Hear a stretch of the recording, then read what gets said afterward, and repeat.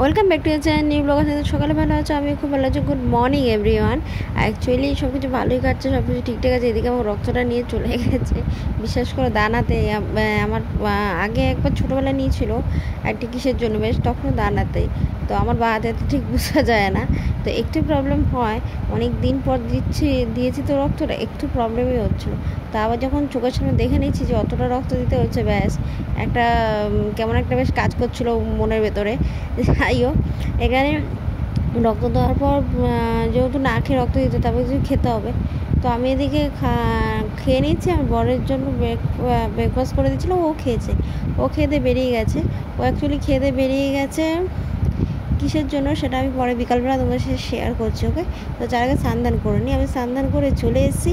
শরীর আপাতত পুরো ফিটই আছে, কোনো অসুবিধা নেই। এখানে আমি কাজে কি রেখেছি, রান্নাবান্না এখন করিনি। আর ওই যে উচ্ছে ভাজার জন্য উচ্ছে করে রেখেছি, কেটে নুন দিয়ে রেখে দিয়েছি। ওখানে চাল ধুয়ে ভিজিয়ে রেখে দিয়েছি। ডাল আর পটল ভাজা করবো।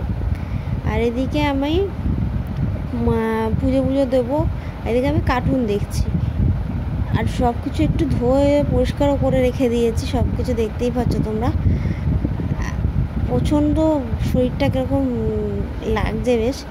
তো আর এত ঠান্ডা গরম ভাবের জন্য না আরও মাথা একটু ধরে আছে, ঠিকই হচ্ছে না। তো চলো তোমাদের সাথে আমি শেয়ার করছি ব্যাপারটা কি।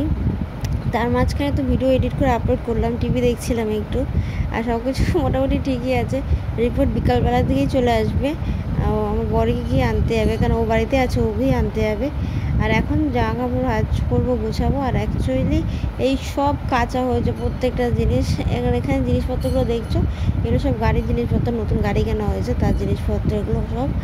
আর ব্যাগে যা আছে সব গুছিয়ে বের করবো, কেন এই ব্যাগটা ভেতরে ঢুকিয়ে দেবো। কেন এত জিনিসপত্র বাইরে বের করে আর লাভ নেই, অগোছালো হয়ে থাকে। আর আমি তো সবসময় একই জিনিস নিয়ে বেরোয় না, যখন কোনো কাগজপত্র বা কোনো দরকারি জিনিসপত্র দরকার পড়ে তখন এই বড় ব্যাগটা নিয়ে বেরোয়। বড় ব্যাগটা আমি আমার কলেজে যখন ভর্তি হয়েছি তখন ফার্স্ট ইয়ারের জন্য কিনেছিলাম। তো আর এক সাইডে তো অনেক কিছু নিয়ে যেতে হতো, প্রচণ্ড ভারী হতো, তো সেই হিসাবে নিয়ে নিই। আর এখন পটল কেটে রেখেছি। কিন্তু এই বোলটা এতটা পছন্দ, কিন্তু এরকম না সেম বোল পাই না আমি। মাইক্রোওয়েভ প্রুফ, কিন্তু হালকা না একটু ফেটে গেছে ভেতর দিকটা, বাইরের দিকে নাই, ভেতর দিকে জল চুয়ে পড়ে। নুন জলটা ভর্তি হয়ে গেছে, তো ওটা মুছে নেব। মুছে নেওয়ার পর দেখলাম যে জলগুলো আর একটু কেমন হয়ে গেছে, তো অন্য করার উপর রেখে দিলাম।